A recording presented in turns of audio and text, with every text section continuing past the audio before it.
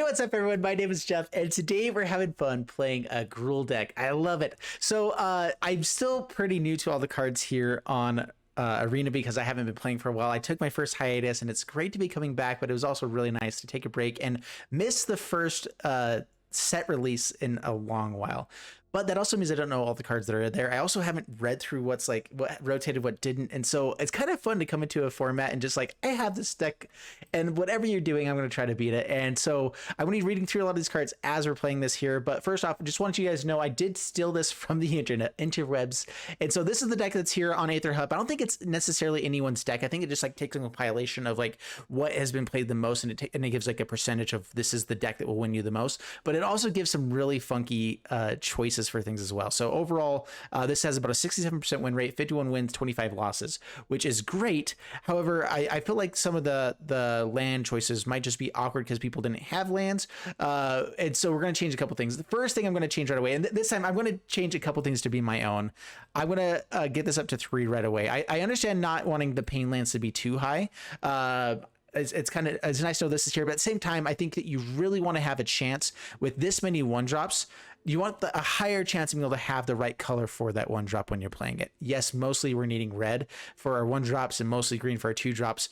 I think, yeah, from what I can see right here, I don't know half of these cards do right now. And so we're going to go ahead and dive into those real quick. And then we're going to dive into the gameplay, and then I'll do a review again of the deck afterwards, see if there's anything else I would change. And then from that point on, that's what we got. All right, let's go ahead and dive into these cards. So first off, we have our basic stuff. This is just Gruul aggro, which I love Gruul aggro. That is like, oh, it's the bread and butter for me. This is the stuff I love playing.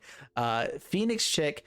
I already ran up against this card one time, so I kind of know what it does. It's 1 mana flying haste. It can't block. That's good to remember. I think I thought it could block before when I was playing instead. Whenever you attack with 3 or more creatures, you can pay 2 red mana if you do return it from the graveyard to the battlefield tapped and attacking with a +1/+1 counter on it. Oh, that's good. All right, yeah, that's even more reason to make sure that we have double stuff, because like if this means that I can hit in for 2 points of damage, I want to have more dual lands than normal. And so what I think I do, I need to count everything up. I think at the moment I'm needing a fourth one of these and go down 1 forest. Just already from what that says, I want to have more opportunities where I have 2 extra red mana to be able to attack in and hit. And if I have anything else that has haste, like being able to play one of these out and then attack with it, I want to have 3 red mana by turn 5, you know, pretty consistently. And so I think just having an extra 4th one there is going to be better in general. If you don't have the rare lands, then of course go back to how it was before. But yeah, Play with Fire is good stuff. Ascendant Packleader is going to be amazing. All right, Shivan Devastator, flying in haste. Okay, so X red, it enters the battlefield with +1/+1 counters. Also, it's a Shivan dragon, but it has haste. Right? Is it the Shivan Dragon? No, not Shivan Dragon. There's one of the other dragons that had the same like one red mana and X. So this is a mythic, yeah, because it's a straight upgrade from something that was already pretty good. But being able to give it haste and flying is pretty awesome. Yeah. So Dragon Hydra, it's cool. That's actually a really good card. I'm not sure if we were consistent in ramping, like if you had a Llanowar elves in the 1-drop slot, like some sort of way you could ramp up in the 1-drop slot, I think that you run 2 or 3 of these, but I don't think you do without that. Let's see here. Llanowar Loamspeaker, 2 mana, 1/3. You can tap to add 1 mana of any color. Then you can tap it. Target land you control becomes a 3/3 elemental creature with haste until end of turn. Ooh, it's Nissa's ability. Doesn't get vigilance though. Okay, it's a land. Activate only as a sorcery. Okay, only as a sorcery makes it a little bit worse, but still, that's a really powerful effect to build just a 2 mana 1/3 that makes 3/3s that are that don't die to board wipes, but it can also die and you lose a land. Either way, I really like this card. I think it's amazing. Quirion Beastcaller, 2 mana 2/2. Whenever you cast a creature spell, put a counter onto it. Whenever it dies, distribute X counters onto any number of target creatures. Ooh, where X is the number of counters onto it. That's really good. Yavimaya, whatever that is, Iconoclast, whatever. Anyway, 2 mana 3/2. I'll get through this a little bit quicker. I think most of the rest of these I know. So it can be kicked whenever it enters the battlefield. If it was kicked, it gets +1/+1 and gains haste until end of turn. Okay, with trample. Okay, that's pretty good. I don't feel like there's enough hasty stuff in this right now though. Like the one thing I would change probably more immediately is maybe dropping down to like 2 copies of this and getting the lightning strike that I saw that was in the format again, or I can't remember if that was there before or not, but lightning strike would be pretty good just to have like something to just 3 points of damage to face would be really good. And so I would see this either dropping down to a 3 of or 2 of and immediately getting some more burn.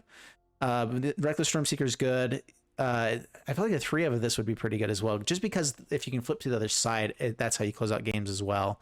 I prefer that Trample guy over this one as well, and so a little bit interesting. So I think this goes to 2 of. You go up 1 here, 1 Lightning Strike, and maybe drop 1 of Kumano for a Lightning Strike. Maybe Packleader, I don't know. And then Halana is amazing, of course. And this could also go down to a 3 of. You always want it, is the hard part, but you really don't want to have 2 of. And so I'm kind of in between on that one. This is 62 cards. This is what they gave me, right? This is 62 cards right now. I'm just doing what Aether Hub is telling me to do. I'm a fan of going 62 cards. I didn't even notice that before, but okay. It's 62 cards and it's winning, so that's what we're gonna do. Let's dive into the gameplay. All right, up against Camilo, and I really am glad that I had extra ones of these, because not having this in hand would have made it really awkward to be able to play the Phoenix Chick and the Packleader on the same turns, and so this makes it much better. Keep this. What is this? Whenever you cast a creature spell, so I do want that down on turn 2 as best I can. Enters battlefield with a counter onto it. Trying to debate if I want to put this out first or just the Phoenix Chick to get in the damage right away. I'm gonna have to shock myself basically if I go for green twice. So let's try not to do too much damage to ourselves. Let's get this out. Go Phoenix Chick. Packleader I don't need to have out there right away. Getting the 2 points of damage could be really nice, but I think having a flying attacker just kind of going, I don't know, it doesn't matter. All right, Rockfall Vale, it's 2 or more, right? So okay, so get this out first. Hitting the land there is pretty amazing. Auto pay. I have a bad habit of playing my spells out before when I'm playing against blue. It doesn't bother me that much though. I actually prefer playing that way.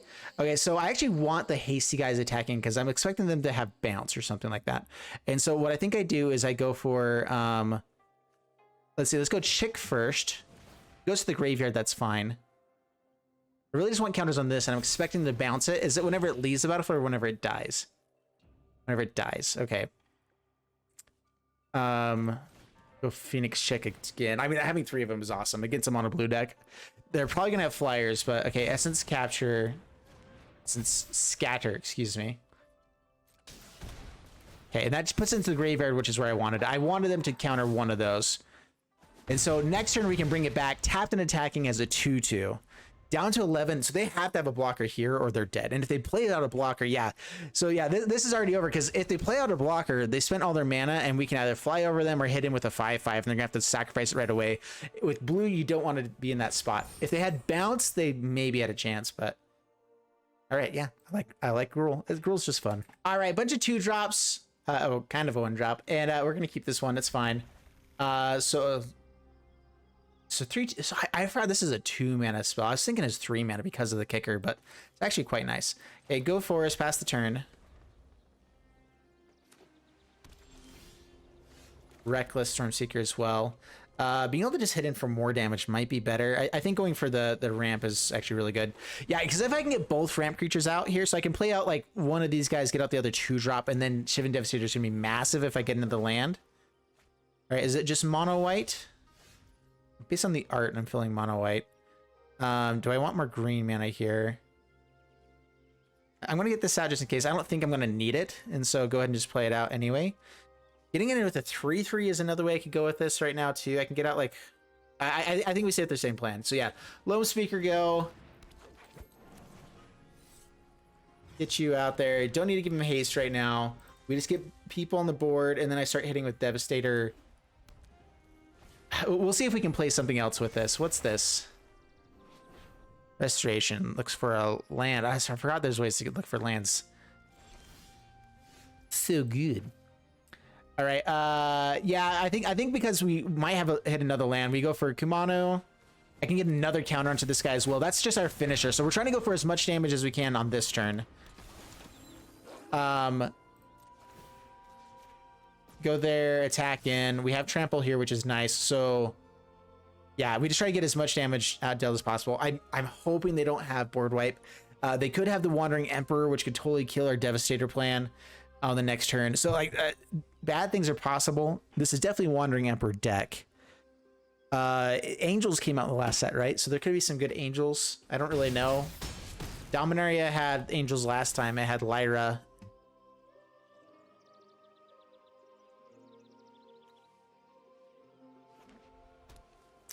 All right, so if they hold up the mana here, then it's definitely Wandering Emperor. And then I don't think we go for the Devastator. They already play it out. Okay, that's actually amazing for us. They get to gain life right away, but we get to guarantee kill this poison. We also get to deal, yeah, get an extra counter there. Yeah, so that's game over. Huzzah. Sweet, not too shabby. All right, so here's the issue with having so many basic lands. I know that this deck needs red. I'm on the draw, so I'm going to have at least a few turns to try to draw one red source, and that's almost all I need. I do have a couple cards that need double red. I have Ascendant Packleader into a really amazing 2-drop, but this could totally cripple us at this point. That gives us turn 1, we get a draw, turn 2. Yeah, so I'm going to try for it. This is super risky. This is more just like, I'm doing it because this is the experience. Let's see if we can hit it. We got it. All right, so life is good. That's nice. Yeah, the awkward part here is that I want more red mana. So playing this out and getting a red source out, well, now we don't want to hurt ourselves too much against a mono red deck, right? Yeah, there's mono red. I know what's going on. All right, so non-mono red, Boros. What does Boros do? So this is one of those cards I'm not sure if I should be holding off and playing it once I have other things available. All right, so hitting the mountain is nice.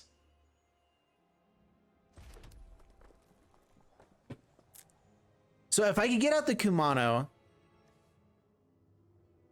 yeah, we're just gonna play it out. All right, so Mardu, kicker when it enters the battlefield, or it could be like a soldier or something. I don't know. I thought I saw there was like one soldier board card. That was one of the few ones I read. Whenever it's battlefield, if it's kicked, each player sacrifices a creature. Seems good. That's a big yikes. I don't really want to block with this, but I don't really have other blockers. Making this big is going to be good, though, so I think we just say no blocks. Massive hit. Bad day. What does this say? Whenever it becomes day or night, counter on creature control. Okay. So we need to play out creatures to make this big. These guys can't block, so I actually want this out sooner than later, but that also means this can't do much. So we play out the chicks. And the nice thing is that this will just be a 4/4. I'm taking a damage here, but I am hoping they're going to have a hard time with 4/4s. We attack in with these fellas. They can't block anyway, right? Yeah, I can't block. And we're doing good. Life is just fine. Nothing wrong can happen from this point on. They are not going to, opponents never do anything with their 4 mana that they have. Yeah, nothing. This is no big deal. So, biggest issue here is they're going to buff up one of these fellas. We really need a creature. Actually, that's the biggest issue. If we don't draw something good, like if we draw another land here, we're screwed. Life is bad. That's what I expected them to do here. So we block here. Yeah, they're just trying to do as much damage as possible, which is the right way to go. No! Land? Really? I don't want them to flip, so I definitely still play out at least a card. I mean, I wouldn't not do it. But this means that we're just in so very much trouble. We're not dead next turn.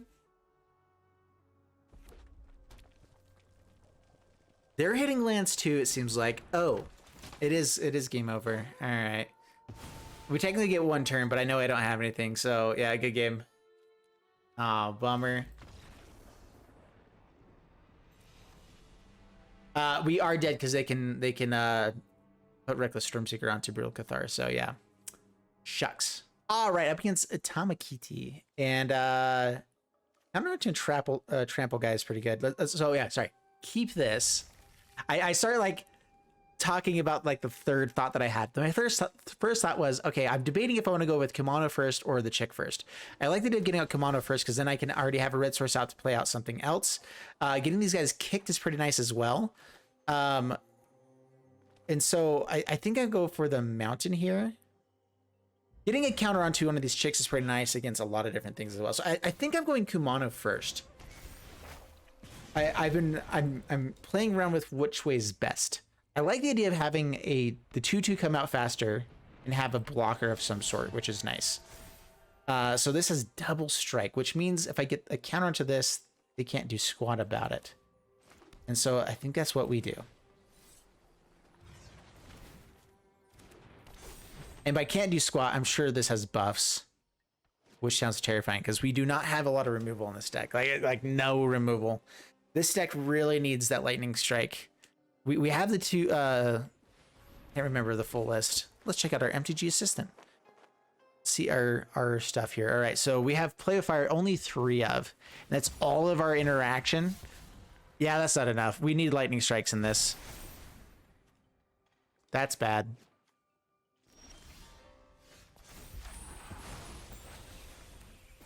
All right, so having flyers seems good. Having a big person is actually really good too.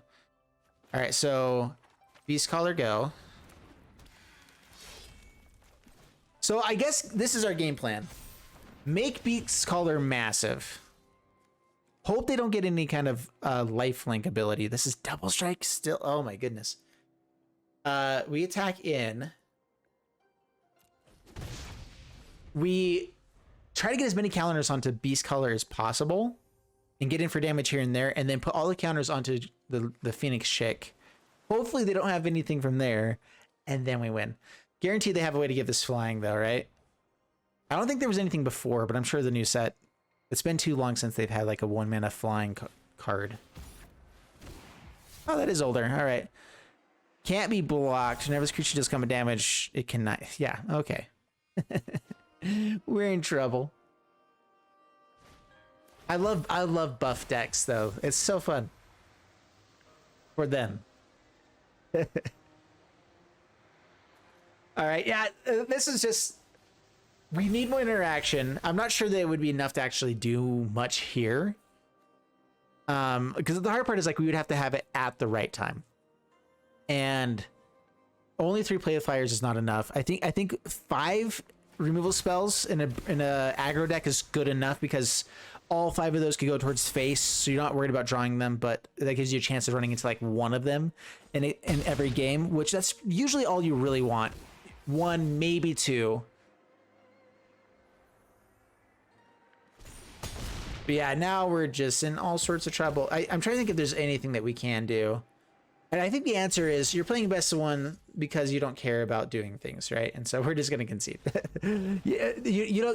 You're okay with having the occasional games where you can't do much of anything. It's just a matter of what's the meta. I'm going to lose against this matchup all the time because that's just how best of 1 works. So yeah, that didn't work very well. All right, like this hand we're keeping. I like the Beastcaller. I'm really liking that we put in extras of these. I feel like this deck would have done a lot worse. Would have had so many more mulligans or just bad hands if we didn't have more of these. So that's the one that you definitely put in your deck. Yeah, it's going to be harder to race against mono red, but okay. Hopeful Initiate. What does it do again? Training. So that's if it attacks something bigger than itself. Intrepid Adversary. Boo. All right, well, at least we have a trade-off. And do we trade off right away, or do we try to play more spells and then block it? That's probably what we do.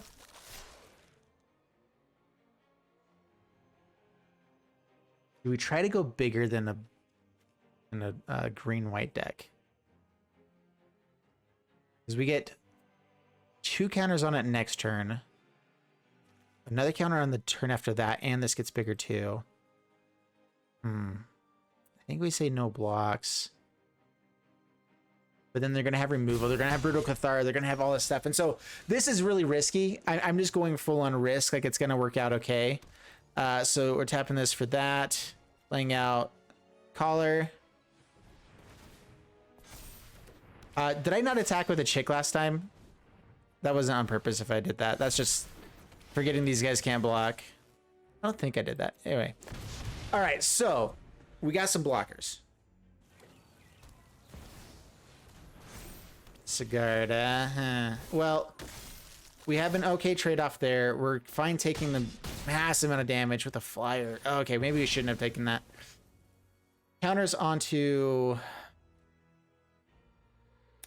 Beastcaller and just make it big enough to block. I think we go on for one of the Chicks.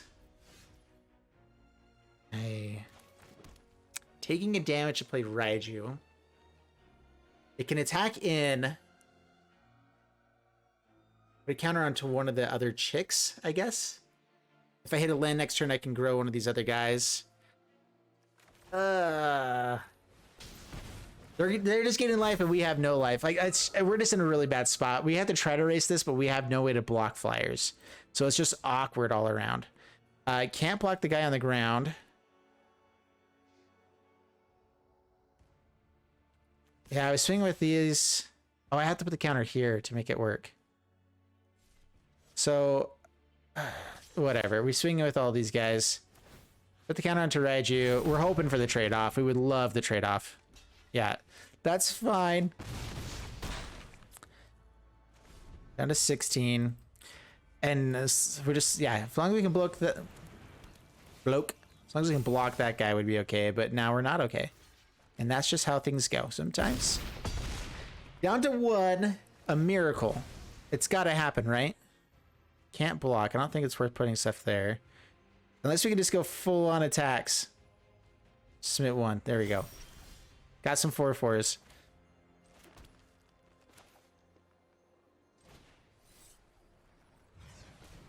Yeah, I would love to be able to give it haste, but I gotta do this instead.